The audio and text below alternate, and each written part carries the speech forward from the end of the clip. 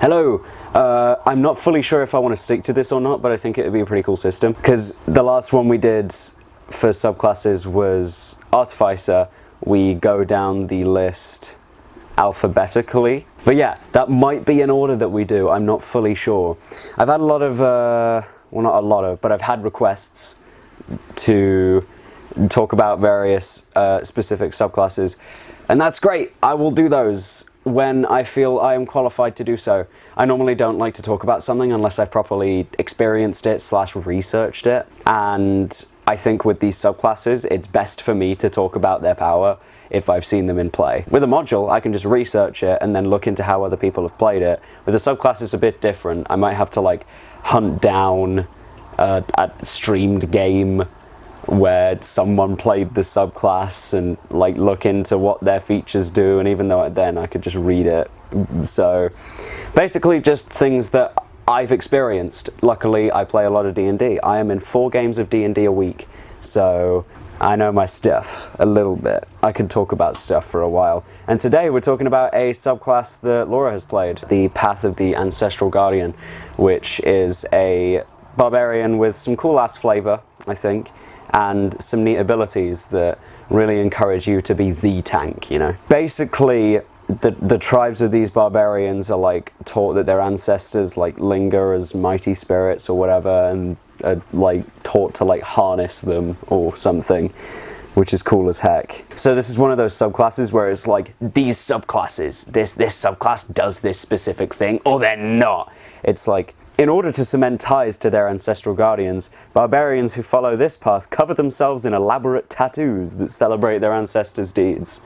You don't have to do that. It's cool, don't get me wrong. I would do that with a character at some point. That's awesome. The tattoos tell sagas of victories against terrible monsters and other fearsome rivals. Like Maui from Moana. He's an ancestral guardian, but also a druid. Like a mix of the two. That's a decent way to look at this. You can flavor this however you want. It gives you some examples on how they work. So you're getting a feature at 3rd level called Ancestral Protectors, which is, I think, this class's main shtick. So while you're raging, the first creature you hit with an attack on your turn becomes the target of spectral warriors that appear by your side while you're angry. Until the start of your next turn, any target you hit with it has disadvantage on attack rolls against anyone except you, and even if they're going to hit, the target that they hit, as long as it isn't you, is resistant to all of the triggering damage. And it ends if you end your rage or something. So this is a pretty interesting feature, and this really encourages an Ancestral Guardian Barbarian to run up to the final boss and hit them, because already that limits their options. It will mean that if they wanted to attack the squishy person, now they have to attack the Barbarian.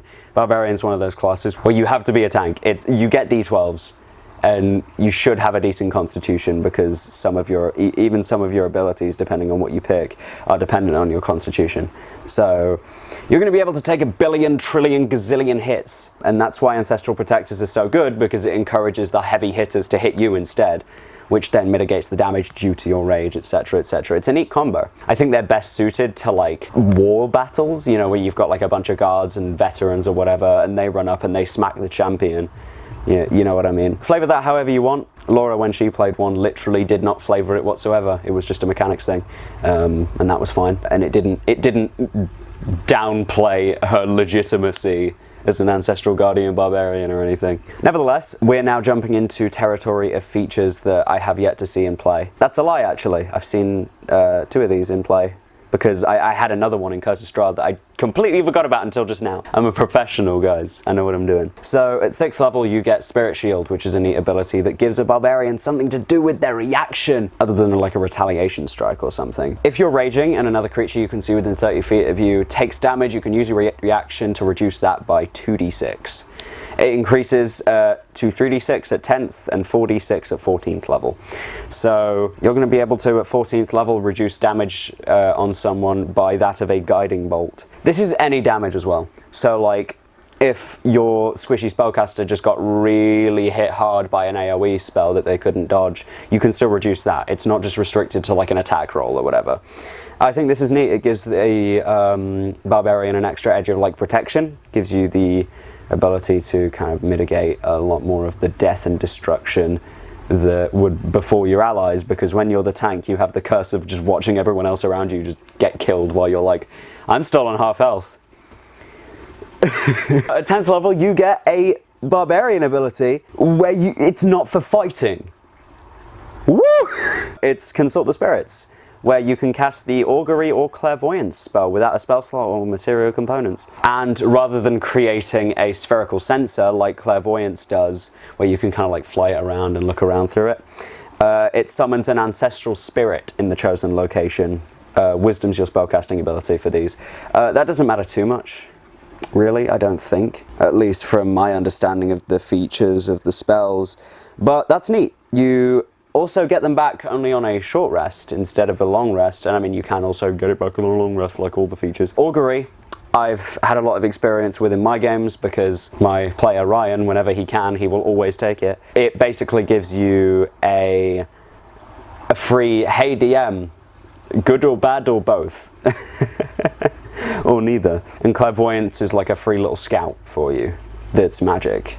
It's pretty cool. And yeah, I like that it gives the barbarians something to do outside of combat. Those sorts of spells are the ones that on the earlier side of the game, or people who haven't been playing characters long enough don't fully appreciate it until they like go way beyond, and then they like cast it once and it turns out, oh, the DM just told me if something was good or bad because I casted a spell. I might do that more. Similar to like the spell Divination, which is like that except they get a full-on reply in like cryptic ways. Your 14th level feature is Vengeful Ancestors. So when you use your Spirit Shield, the thing that at this point will reduce damage taken from an ally by 4d6, the attacker takes an amount of force damage equal to the damage that your Spirit Shield prevents. On average, with a reaction, you can deal 14 force damage to a attacking target. That is not even, they don't get to roll for it. They just take that damage as a consequence of invoking your Spirit Shield, which has no uses. It's just while you're raging. So other than that and the reaction, so you can only really do it once a turn. That's strong. That's pretty strong. For the late game, it's not anything remarkable, but that's totally understandable because the barbarian base features carry it way beyond there with stuff like brutal critical at this point giving you insane crits and persistent rage, meaning that your rage can only end like if you go unconscious or if you choose to end it.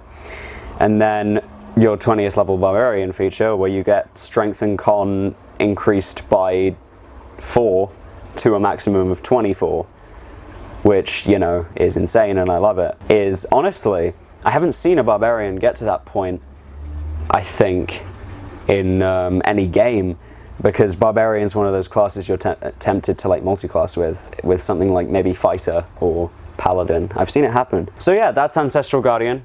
Hopefully this has convinced you to play one. These videos can also be for a DM. The classes here are not just restricted to players. You can go wild with it and do whatever you want. I've made stat blocks before that have maneuvers from the Battlemaster list that have, you know, some features from classes. They have the feature where if they attack a target before them, they get a crit, like an assassin, etc, etc. So you can make an Ancestral Guardian NPC and make your players cry. Because then they're like, oh no, I'm the big fighter, now I can only hit the barbarian boy. So yeah, thank you for watching. Please maybe like and subscribe and comment. That would be cool. We have a Discord you can join in the description as well. But yeah, all that stuff helps us out. We are nearing 1K where you will get a very special video.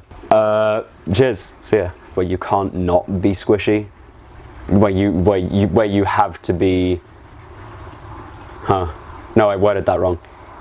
Like that, think of it like that. What can I say? You're welcome.